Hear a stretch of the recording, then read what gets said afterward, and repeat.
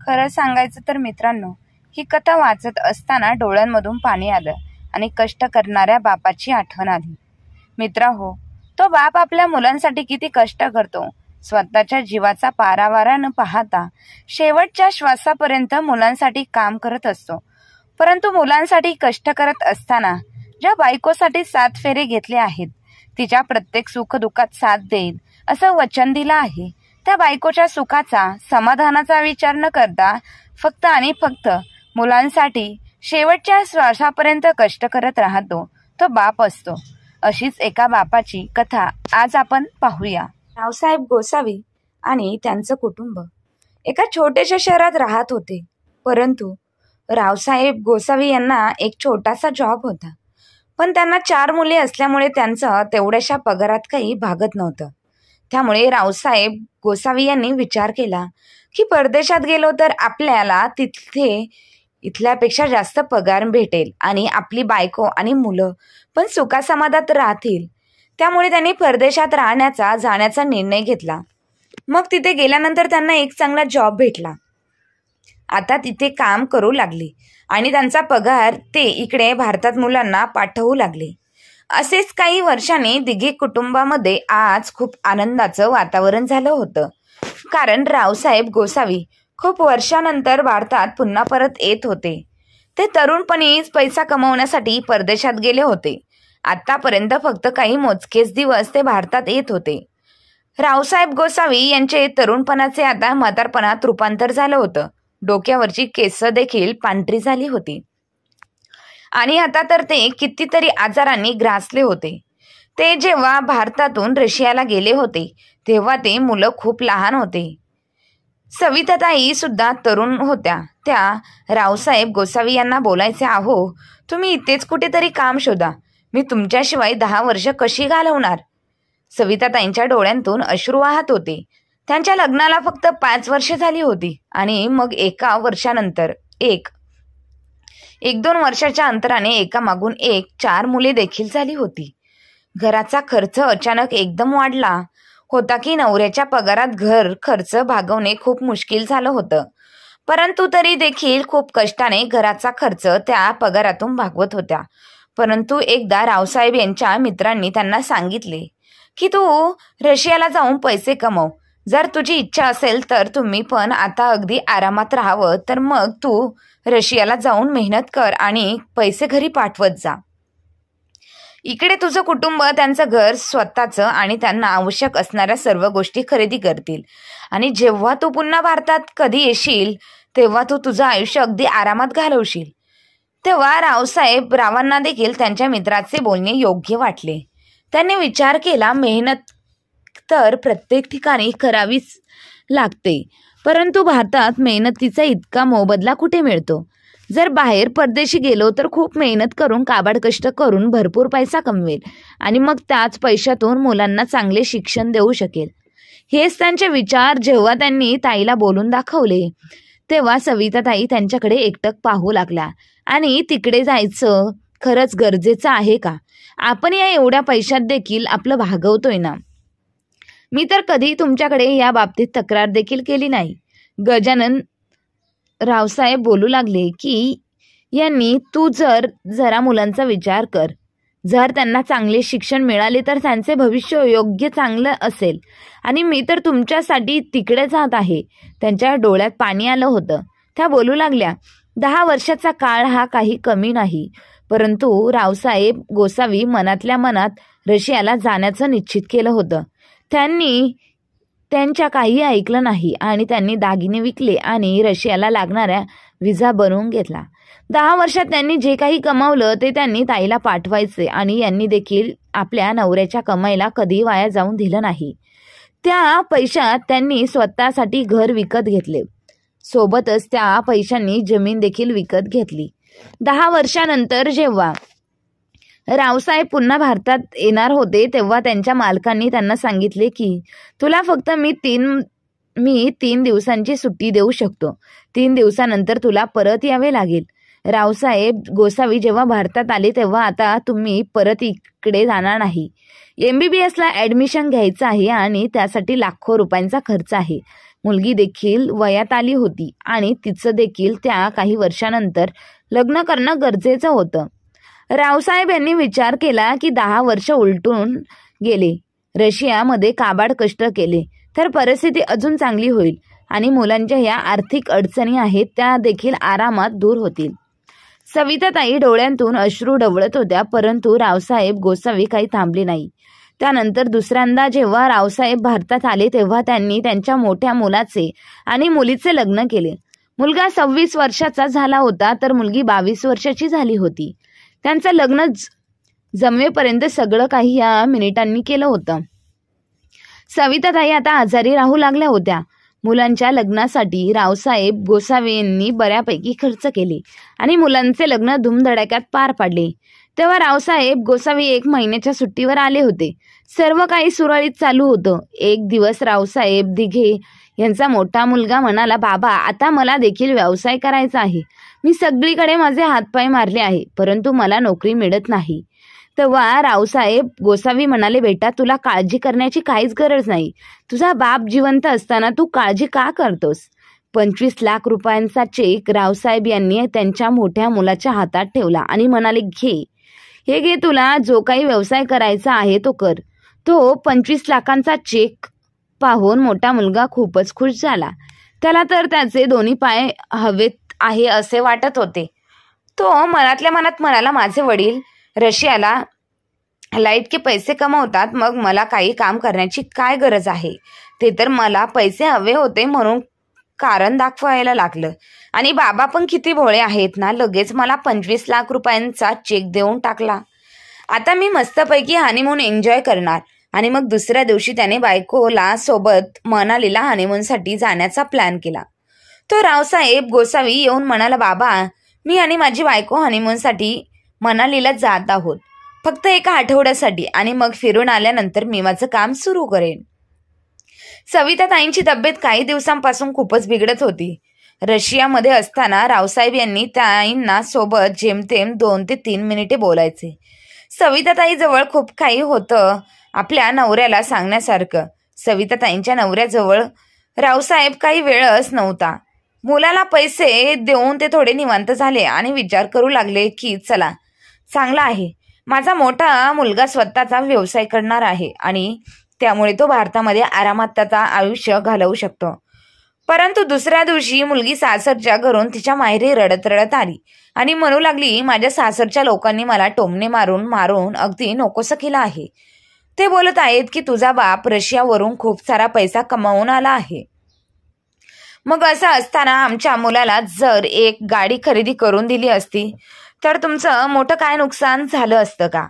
आम्ही तर तुमच्यासोबत यासाठी आमच्या मुलाचं लग्न लावून दिलं होतं की तुझा बाप इंग्लंडमध्ये जाऊन पैसे कमवतो आणि मग तो त्यामुळे स्वतःच्या मुलीला ट्रक भरून वस्तू दागिने असं काही काही देईल. परंतु आमची तर खूपच निराशा झाली आहे.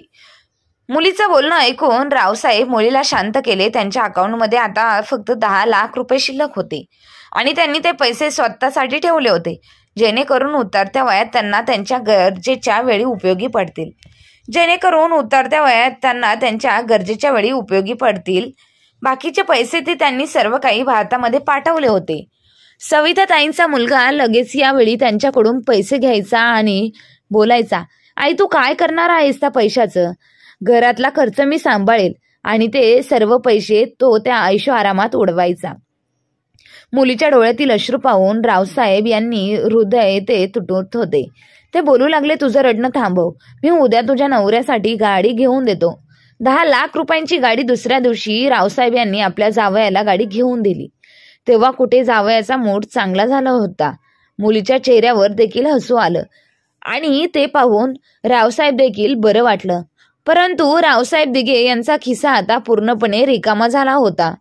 1 दिवस श्वास त्यांनी घेतला आणि मग पुन्हा एकदा स्वतःचा व्हिसा बनवला आणि रशियासाठी अप्लाय केला. यावेळी या मिनिटांचं मन आणि बुद्धी दोघेही रावसाहेब पुन्हा रशियाला जाण्यासाठी परवानगी देत नव्हते. सविताताई बोलू लागले, अहो बस करा. मुलांच्या इच्छा पूर्ण करता करता तुम्ही बायकोला पूर्णपणे दुर्लक्षित केलं आहे. मला आता उरलेलं आयुष्य तरी तुमच्यासोबत घालवू द्या. प्रत्येक जण आपापल्या आयुष्यात व्यस्त आहे. कोणी माझ्याजवळ बसत देखील नाही. मला तुमची गरज आहे. यावेळी तुम्ही जाऊ नका. तेव्हा रावसाहेब बोलू लागले, बस ही शेवटची वेळ. या वेळेला जाऊ दे. आपली लहान मुलगी देखील मोठी होत आहे. विचार करतोय या वेळेला लहान जावयाला आधीपासूनच गाडीची चावी देईन. आपली मोठी मुलगी जेव्हा रडत रडत माहेरच्या दारापाशी आली होती ते पाहवलं नाही मला. ते माझ्या लहान मुलीसोबत होऊ नये म्हणून मी अगोदरच तयारी करून ठेवीन. सविताताईंनी रावसाहेबांना मिठी मारली आणि रडू लागल्या आणि बोलू लागल्या, लग्नाच्या नावाखाली तुम्ही मला फक्त 5 वर्ष दिली आहेत. त्यानंतर मी फक्त एकटेपणा सहन केला आहे आणि कधीही न संपणारी प्रतीक्षा. माझ्या डोळ्यांसमोरील तुम्ही निघून जाता. तुम्ही माझ्याबद्दल थोडा विचार का नाही करत? सविताताई रावसाहेब यांना जाऊ देत नव्हत्या. परंतु तरी देखील मुलांसाठी रावसाहेब पुन्हा रशियाला गेले.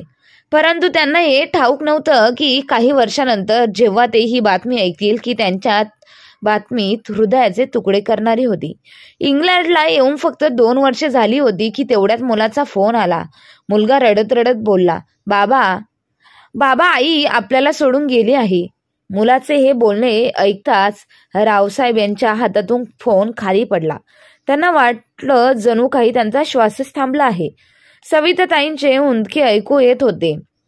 मागच्या वेळेला ती फक्त रडत होती आणि बोलत होती, अहो तुम्ही जाऊ नका. या वेळेला मला तुमचा दुरावा सहन होणार नाही.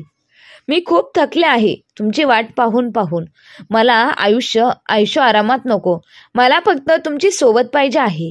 सविताताईंचे ते बोलणं आठवून रावसाहेब टपटप अश्रू वाहू लागले आणि मग ते गुडघ्यांवर बसून जोरजोरात रडू लागले, बोलू लागले, सविता मला माफ कर. मुलांच्या इच्छांसाठी आणि गरजांसाठी मी तुला तुझ्या हक्कांपासून नेहमीच लांब ठेवलं. मी विचार केला होता की मुलं मोठी होतील, त्यांचा व्यवसाय करतील, तेव्हा मी माझं म्हातारपण तुझ्यासोबत आनंदात घालवेल. परंतु कदाचित मेहनत कष्ट माझ्या नशिबातून अजूनही गेली नाहीये. ह्या थकणाऱ्या प्रवासात तू मला का सोडून गेलीस सविता? परंतु रावसाहेब तिचे याने पश्चातापाचे अश्रू यांनी सविताताईंना आता परत आणू शकत नव्हते. ते जसे भारतात पोहोचले तेव्हा बायकोची अंत्ययात्रेची तयारी केली होती. बायकोचा चेहरा पाहण्यासाठी तिच्यासोबत बोलण्यासाठी त्यांना फक्त 5 मिनिटं मिळाली. आज रावसाहेब दिघे जवळ वेळ होता, परंतु ह्या मिनिटात बिलकुल वेळ नव्हता. रावसाहेब यांनी त्यांच्या मृत्यूदेहाला मिठी मारून जोरजोरात रडत होते आणि म्हणत होते, मला माफ कर. मी तुला नाराज करून गेलो होतो. विचार तर हाच होता की जेव्हा पुढच्या वेळेला येईल तेव्हा तुझ्या सगळ्या तक्रारी मी दूर करेल. परंतु तू तर माझ्यावर खरोखरच रागावलीस सविता. तुझा राग घालवण्याचा मला फक्त एकच चान्स तरी द्यायचा ना.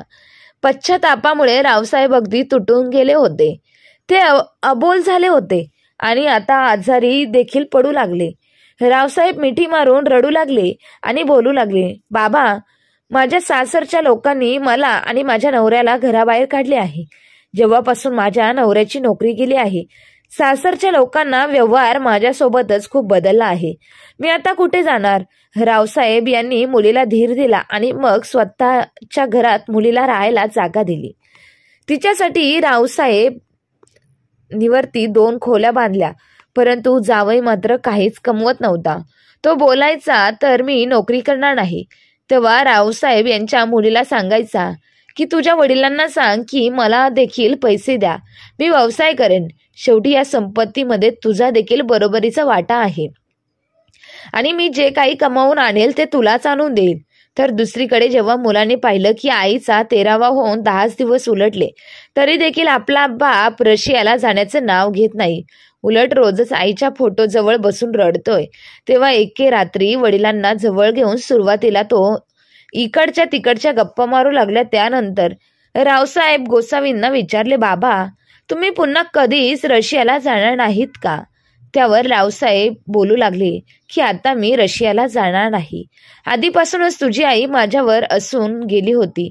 वडिलांचे हे बोलणे ऐकून मुलगा बोलू लागला, आणि देवाच्या पुढे आपलं काहीच चालत नाही.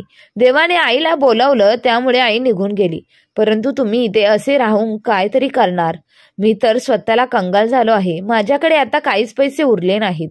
मुलांचं बोलणं ऐकून रावसाहेब हैराण होऊन त्याच्याकडे पाहू लागले आणि बोलू लागले, मी तुला 20 लाख रुपये दिले होते व्यवसायासाठी. त्यावर तो मुलगा म्हणाला की मी व्यवसाय तर सुरू केला होता, परंतु त्यानंतर आई आजारी पडली आणि आईच्या आजारपणावर माझा पैसा पाण्यासारखा खर्च झाला. हे बोलताना मुलाने आपली भाषा थोडी बदलली होती. तर रावसाहेब बोलू लागले की जर सविता एवढीच आजारी होती तर तुम्ही मला का नाही सांगितलं? त्यावर तो मुलगा अडखळतच बोलू लागला, बाबा तुम्ही तर तिकडे परदेशात होता, तुम्हाला काही कसा त्रास देणार होतो? रावसाहेब बोलू लागले की माझ्याजवळ आता जास्त काही पैसे नाहीत. त्यावर तो मुलगा बोलू लागला, बाबा तुम्ही आमच्यावर उपकार करा, पण रशियाला जा आणि मग तिथे गेल्यावर मला लगेच पैसे पाठवा. मी या वेळेला खूप मेहनत करेल आणि तुम्हाला कमावून दाखवेन. रावसाहेबांनी एक नजर आपल्या मुलावर टाकली आणि त्यानंतर दीर्घ श्वास घेतला. रावसाहेबांनी तर मनामध्ये पक्क केलं होतं की ते पुन्हा कधीच रशियाला जाणार नाही. त्यांना तर त्या घरातून जाण्याचे मन करत नव्हते. ते त्यांचा उरलेला आयुष्य त्याच घरात घालवण्याचा विचार करत होते. जेव्हा मुलांचं बोलणं ऐकलं तेव्हा ते विचारात पडले आणि ते पूर्ण रात्र झोपू शकले नाही. दुसऱ्या दिवशी सकाळीच वरून मुलीचा आणि जावयाचा भांडण्याचा आवाज येऊ लागला. त्यांच्या भांडण्याचा आवाज ऐकून रावसाहेब आश्चर्य वाटले की त्यांचा जावई त्यांच्याच घरात राहून त्यांच्याच मुलीसोबत असं काय भांडू शकतो. रावसाहेब हळूहळू पायऱ्या चढत त्यांच्या रूमच्या दिशेने जाऊ लागले. जावई आणि मुलीच्या रूममध्ये पोहोचण्यासाठी काहीच पायऱ्या शिल्लक होत्या की इतक्यात त्यांच्या कानावर जावयाचा आवाज आला. जावई बोलत होता की तुझा बाप अजूनही मला पैसे का देत नाही? तो मला जेव्हा काही पैसे देईन तेव्हाच मी काहीतरी वाहन सामान घेऊन येईल. माझ्या खिशात तर आता एकही रुपया शिल्लक नाही. तुझ्या बापाला तर आपली काहीच काळजी नाही. जे काही पैसे असतील ते फक्त स्वतःच्या मुलाच्या हातावर ठेवतो. तुझी इतकी काळजी असती तर आतापर्यंत त्याने माझ्या हातावर पैसे ठेवले असते आणि मग त्यामुळेच मी माझे व्यवसाय सुरू करू शकलो असतो. तो जाणून बुजून मला कमीपणा आणतोय. मुलीने जेव्हा हे बोलणे ऐकले तेव्हा ती रडू लागली आणि बोलू लागली की त्यांनी त्यांच्या घरात ठेवलं, मग अजून त्यांनी काय केलं पाहिजे? सारखं माझ्या म्हाताऱ्या वडिलांकडून असं मागणं मला बरं वाटत नाही. रावसाहेब जेव्हा मुलीचा आणि जावयाचे बोलणं ऐकला तेव्हा विचारात पडतात आणि त्यांच्या छातीत अचानक दुखू लागतं. त्यांच्या डोक्यात खूप सारे विचार चालू होते. एकीकडे तर त्यांची बायको सविता त्यांना सोडून गेली होती आणि दुसरीकडे त्यांच्या मुलांचा कालचं बोलणं आणि आजचं मुलीचं आणि जावयाचं भांडण. ते पुन्हा त्यांच्या खोलीत परत आले आणि त्यांनी नाश्ता देखील केला नव्हता. फक्त दीर्घ श्वास घेत होते आणि कितीतरी वेळ फक्त छताकडे पाहत होते. काही तासानंतर जेव्हा ते खोलीतून बाहेर आले तेव्हा बोलू लागले की मी परवा रात्री पुन्हा रशियाला परत जात आहे. मुलांनी जेव्हा त्यांच्या वडिलांचे बोलणं ऐकले तेव्हा त्यांच्या आनंदाला पारावारा उरला नाही. ते खूप खुश होते की आपला बाप एकदा कमवणार मशीन बनणार आहे आणि मग महिन्याला लाखो रुपये त्यांच्या अकाउंटला येत जातील. कोणी आपल्या वडिलांच्या आजारपणाकडे पाहत नव्हतं. त्यांना फक्त पैशांची देणं घेणं होतं. रावसाहेब तर फक्त त्यांच्या मुलांकडे केविलवाण्या नजरेने पाहत होते. त्यांची फक्त हीच इच्छा राहिली होती की त्यांची मुलं त्यांच्यासोबत प्रेमाने वागतील. परंतु मुलेही खरंच त्यांच्याशी खूप प्रेमाने वागत होते का? शेवटी जाण्याचा दिवस उजडला. रात्री जेव्हा त्यांचा मुलगा त्यांना एअरपोर्टवर सोडण्यासाठी आला आणि जेव्हा तो म्हणाला की बाबा पहिला पगार भारतात पाठवा जेणेकरून मी माझा व्यवसाय सुरू करून, रावसाहेब त्यांना कळून चुकले होते की त्यांना फक्त पैशांची गरज आहे. कोणी आपल्या आजारी वडिलांच्या चेहऱ्याकडे पाहत नाही. त्यावेळीस रावसाहेब दिघे इंग्लंडला गेले तेव्हा ते खूप खुश झाले. मेहनत करू लागले. ते आधीपेक्षा डबल काम करू लागले. त्यांचं म्हणणं होतं की ह्या फेरीला खूप जास्त मेहनत करून डबल मेहनत करून खूप सारे पैसे भारतात घेऊन जाईल आणि मग पुन्हा इथे येणार नाही. ते जिथे 8 तासांची ड्युटी करायचे ते तिथे 12-16 तास काम करू लागले. अतिरिक्त कामामुळे त्यांची तब्येत आता आणखीनच खराब होऊ लागली होती.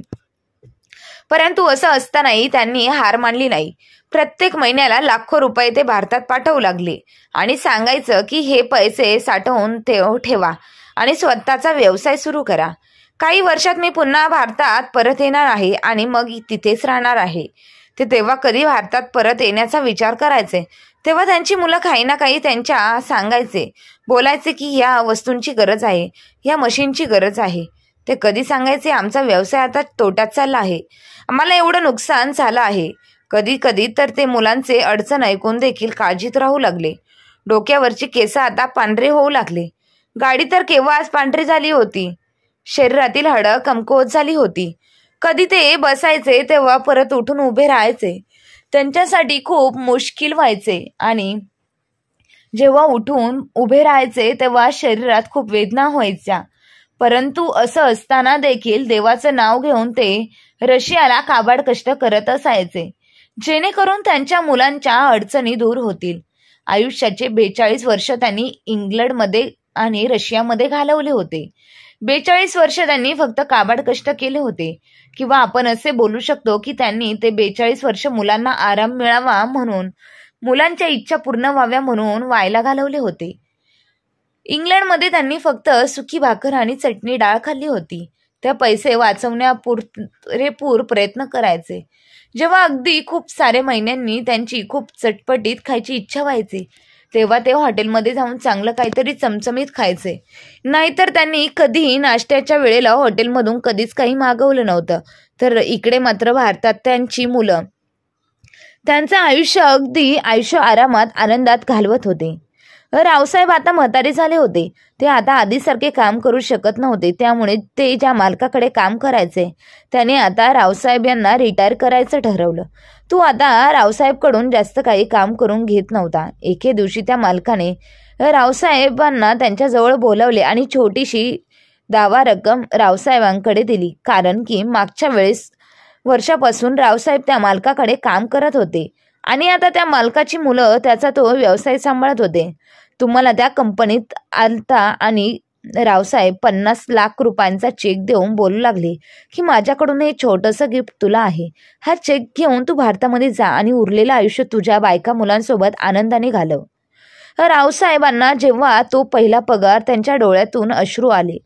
त्या आता रिटायर झाले होते. त्यांची एक नजर आपल्या शरीरावर टाकली आणि ते त्याचेवर टाकली आणि मग त्या वेळेला त्यांनी सविताताईंची खूप आठवण आली. कदाचित जर त्या जिवंत असते तर तेथील आनंदाने सांगू शकले असते की आता भारतात कायमचा परत येणार आहे. रावसाहेबांची मुलं रावसाहेब यांना फोन फक्त यासाठी करायचे, ते देखील एखादा मशीन बोलवायचे.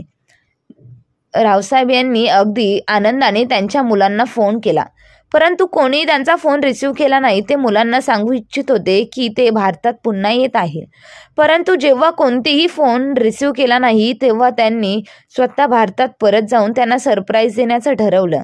त्यांनी त्यांचं सर्व सामान गोळा केलं आणि पुन्हा भारतात परत आले. जेव्हा एअरपोर्टवर पोहोचले तेव्हा मुलांना फोन करून सांगितले की मी भारतात परत आलो आहे, माझी नोकरी आता संपलेली आहे, मी रिटायर झालो आहे. सगळे खूप खुश होते. मुलं आणि मुली सर्व घरात जमा झाले होते. सर्वांनी रावसाहेब यांना आवडीचे जेवण बनवलं आणि रावसाहेब यांची वाट पाहत होते.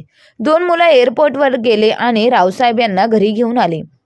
घरी घेऊन येताना रावसाहेब यांनी आपल्या मुलांसोबत नातवांना पाहिले तेव्हा त्यांच्या चेहऱ्यावर हसू उमटलं. कधी कोणती फक्त कमी होती ती सविताताईंची. सविताताईंच्या आठवणीने रावसाहेब यांच्या डोळ्यात अश्रू आले होते. त्यांनी येथे हजर असते तर किती चांगले झाले असते. त्यांची लहान मुलगी पण तिच्या सासरच्या घरात खूप खुश होती. त्या दिवशी ती आपल्या वडिलांसोबत राहिली आणि मग रात्रीचं जेवण झाल्यानंतर तिच्या नवऱ्यासोबत तिच्या सासरी परत गेली. तर मोठ्या मुलीचा नवरा तिथेच एका छोटासा व्यवसाय करत होता आणि कमवत होता. मोठ्या मुलीने आपल्या वडिलांचा चांगला पाहुणचार केला, त्यांच्यासोबत छान गप्पा मारत होती. तर सोबतच मुलगा देखील रावसाहेबांसोबत गप्पा गोष्टी करण्यात कुठेच कमी पडत नव्हता. त्यांच्या मनात फक्त हेच होतं की आपला बाप आता जे काही पैसे घेऊन आला आहे ते पैसे ते दोघांपैकी कोणाला तरी एकाला देणार आहे. दोघांची देखील अशीच इच्छा होती की वडिलांनी जास्तीत जास्त रक्कम आपल्या हिस्स्याला द्यावी. रावसाहेबांनी हे जेव्हा आपल्या मुलांना पाहुणचार पाहिला तेव्हा खूप खुश होऊन ते मुलांना आशीर्वाद देऊ लागले. 2-3 दिवस अगदी आरामात गेले आणि मग त्यानंतर रावसाहेब यांनी डॉक्टरकडे जाऊन चेकअप करून घेतले, जेणेकरून त्यांच्या हाडांना जरा मजबूती येईल. कारण की रावसाहेब यांनी आता हळूहळू ते खूप कठीण होत होतं. जेव्हा रावसाहेबांची दिवसेंदिवस थोडी व्यवस्थित तब्येत झाली तेव्हा त्यांनी मुलाला विचारलं, बेटा तू कुठे व्यवसाय करतो, जरा मला दाखव तर. मुलाने जेव्हा वडिलांचे बोलणं ऐकलं तेव्हा तो खूपच घाबरून गेला आणि मग इकडच्या तिकडच्या गप्पा मारू लागला. जेव्हा कधी रावसाहेब व्यवसायाबद्दल विचारायचे तेव्हा तो मुलगा वडिलांचं बोलणं ऐकून त्याला उत्तर देणे टाळायचं. रावसाहेबांना आता नक्कीच काहीतरी गडबड आहे पुरेपूर कल्पना आली होती. एके दिवशी ते त्यांची मुलगी निवांत गप्पा मारत होते. मुलगी सांगू लागली की बाबा आमचं नवीन घर तयार होत आहे, आम्ही लवकरच आमच्या नवीन घरी शिफ्ट होणार आहोत आणि तुम्ही आम्हाला जे पैसे दिले होते ते देखील आम्ही तुम्हाला परत करणार आहोत. जावई देखील तिथे आला होता आणि बोलू लागला की आमच्यावर खूप उपकार आहेत. माझ्या स्वतःच्या घरातल्यांनी स्वतःच्या सारखं आईबापाने मला घराबाहेर काढलं, परंतु तुम्ही आमची खूप मदत केली, आमची साथ दिली. आता यापुढे आम्हाला तुमच्यावर ओझं बनून नाही राहायचं. रावसाहेब यांना बोलू लागले की हे घर देखील तुमचं आहे, हे तुमचं स्वतःचं घर आहे. तुम्ही जितकी इच्छा असेल तितके दिवस तुम्ही तिथे राहू शकता. मी नेहमी तुमच्यासाठी हजर आहे. तेव्हा सांगितलं की मोठ्या दादांनी अजून कोणताही व्यवसाय सुरू केलेला नाही, उलट या घराचा तुम्ही खर्च पाठवलेल्या पैशातून होत होता. दादा उगाचच वायफळ खर्च करतो. तो त्याच्या बायकोची आणि मुलांची प्रत्येक इच्छा पूर्ण करण्यासाठी त्यांनी पाठवलेली रक्कम त्यांना देतो. रावसाहेब आपल्या मुलीचं हे बोलणं ऐकलं तेव्हा त्यांना खूप मोठा धक्का बसला. ते अगदी स्वतःच्या पोटाला चिमटा घेऊन ते पैसे भारतात पाठवत होते, जेणेकरून मुलगा चांगला व्यवसाय सुरू करेल. आजपर्यंत जर हिशोब चांगला तर त्यांनी आजपर्यंत करोडो रुपये मुलाच्या हातावर ठेवले होते. जर मुलांनी ठरवलं असतं तर त्या पैशांनी चांगला उपयोग करून महिन्याला लाखो रुपये त्यांनी कमवले असते. ही गोष्ट रावसाहेबांच्या मनाला खूप लागली होती. मुलगी आणि जावई त्यांच्या नवीन घरी पाहण्यासाठी निघून गेले, तर रावसाहेब मात्र मनातल्या मनात मुलाचा खूपच रागावू लागले. त्यांना असं वाटू लागलं जणू कारणच त्यांनी 42 वर्षांची मेहनत मातीत मोल केली होती. काही दिवस निघून गेले. त्यानंतर एके दिवशी मोठा मुलगा रावसाहेब जवळ आला आणि बोलू लागला, बाबा कामांमध्ये खूप नुकसान होत आहे आणि मला माझ्या कामगारांना देण्यासाठी पैसे नाहीत. तुमच्याजवळ किती पैसे आहेत ते मला द्या, जेणेकरून माझे नुकसान झालं आहे ते नुकसान मी त्या पैशांतून भरून काढेल. रावसाहेबांनी जेव्हा हे ऐकलं तेव्हा ते त्यांच्या मुलाला बोलू लागले, तुला किती रक्कम पाहिजे. रावसाहेबांच्या मुलांना लगेच विचारत पडला आणि मग बोलू लागला, 10-15 लाख रुपये होतील. रावसाहेबांनी हे ऐकलं तेव्हा ते म्हणाले, काय कुठे मध्ये राहिले, आणि बोलू लागले की माझ्याजवळ एकही रुपया राहिलेला नाही. मी कुठून तुला एवढे पैसे देऊ. माझी सर्व कमाई तुम्हा लोकांना पाठवली होती, आता माझ्या हातात रिकामे आहे. मुलाने जेव्हा रावसाहेबांचे बोलणे ऐकले तेव्हा तो रागाने वडिलांकडे पाहू लागला आणि बोलू लागला, तुम्ही खोटं का बोलत आहात. असं कसं होऊ शकतं. तुम्ही 42 वर्ष नोकरी केली आहे, रिटायर होताना तुम्हाला 1 रुपया देखील मिळाला नाही. तुम्ही खोटं बोलताय. परंतु रावसाहेबांनी काही ऐकलं नाही. त्यांनी मुलासोबत भांडायला सुरुवात केली की मी लाखो रुपये तुम्हाला दिले आणि तुम्ही अजूनपर्यंत तुझा व्यवसाय सुरूच केला नाही. निघून जा माझ्या खोलीतून. त्या वेळेला तरी सुद्धा परिस्थिती निभावून गेली. परंतु दुसऱ्या दिवशी परत मुलगा त्यांच्याजवळ आला आणि जबरदस्तीने पैशांची मागणी करू लागला. तेव्हा रावसाहेब यांनी पैसे देण्यास नकार दिला आणि मुलाची कॉलर पकडून जेव्हा त्याच्या कानाखाली वाजवली तेव्हा तुम्हाला खूपच संतापला आणि मग दुसऱ्या क्षणी त्याने रावसाहेबांची कॉलर पकडली. ते दृश्य पाहून रावसाहेबांचं हृदय जणू बंदच पडलं होतं.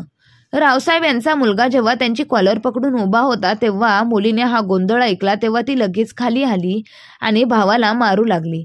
त्या भावाने स्वतःच्या बहिणीला मारून लांब केलं आणि तो बोलू लागला, खबरदार माझ्याजवळ आलीस तर.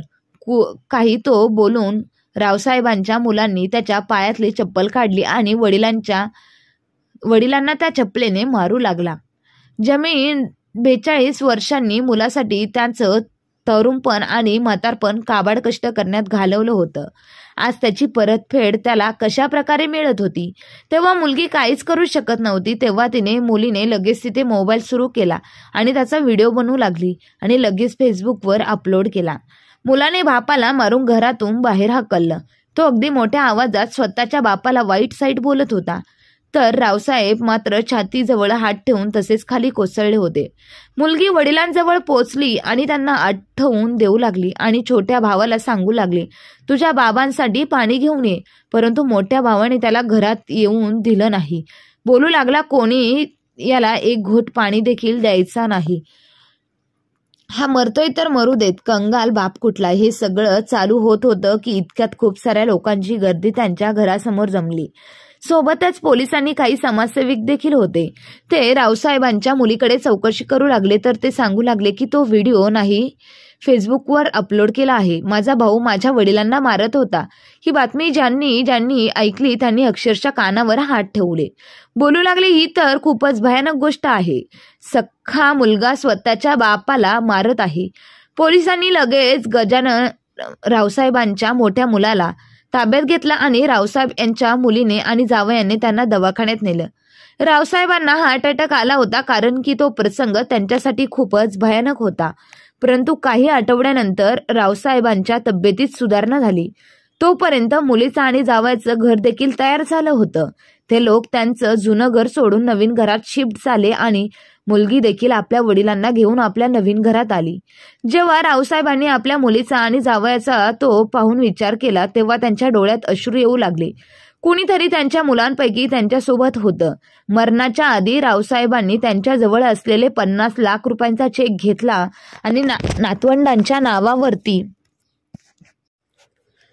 टाकला. त्यांनी तर त्यांचे सगळे पैसे त्यांच्या मुलीमध्ये वाटले होते. तर मला नाही, मुलाला एकही रुपया दिला नव्हता. तर मग मित्र आणि मैत्रिणींनो, काय वाटतं, ह्या कथेमध्ये चुकीचं कोण आहे? गजानन रावांनी आपलं पूर्ण आयुष्य फक्त मुलांसाठी, सुखासाठी घालवले की त्यांनी लालची मुलं ज्यांनी पैशासाठी बापावर हात उचलला? गजानन रावांनी घेतलेला निर्णय आणि त्यांनी दिलेली मुलाला शिक्षा याबद्दल तुमची काय प्रतिक्रिया आहे ते कमेंट बॉक्समध्ये नक्की कळवा. आणि कथा आवडली असेल तर आपल्या चॅनलला लाईक, शेअर, सबस्क्राईब नक्की करा. धन्यवाद.